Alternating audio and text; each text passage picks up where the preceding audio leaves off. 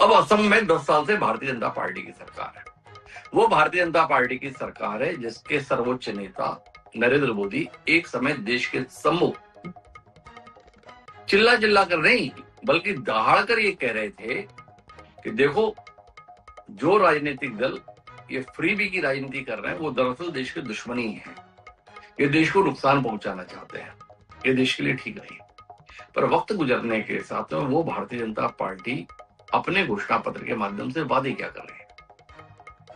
असम के संदर्भ में हम देखें, असम के संदर्भ में क्या कहा जा रहा है। असम के संदर्भ में भारतीय जनता पार्टी का घोषणा पत्र ये कह रहा है कि अगर हम सरकार में बने रहे तो हर महिला को 3,000 रुपए दिए जाएंगे।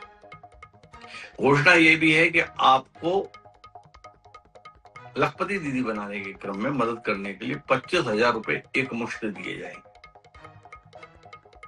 इसके अलावा फ्री सिलेंडर के संदर्भ में बात है, विधवा पेंशन के संदर्भ में बात है, निराश्रित पेंशन के संदर्भ में बात है और सीनियर सिटीजन के स्तर पर भी 1,250 रुपए देने की बात है। कमोबेश वही हाल कांग्रेस का है। कांग्रेस असम में बोल रही है कि एक मुश्त 50,000 रुपए दे दी जाएंगे अगर हमारी सरकार बनी। बाकी घोषणा अपनी जगह। यही स्थिति पश्चिम बंगाल के संदर्भ में ममता बनर्जी आ रही है। उनके द्वारा भी ऐसी घोषणाओं की लंबी फेहरिस्त है। तो सवाल ये कि चुनावी बयार में जो ये रेवड़ी की बहार है ये कहां जाकर रुकेगी और देश को कहां ले जाकर छोड़ेगी।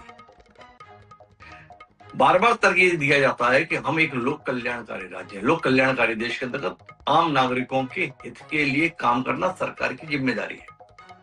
ये जिम्मेदारी स्वास्थ्य के संदर्भ में, सुरक्षा के संदर्भ में और शिक्षा के संदर्भ में तो समझ में आती, पर ये जो जेब में भर भर कर नोट डाले जा रहे हैं इसको क्या कहें। और खास तौर पर उस समय जब चुनाव है, ये क्या सीधे तौर पर रिश्वत नहीं है।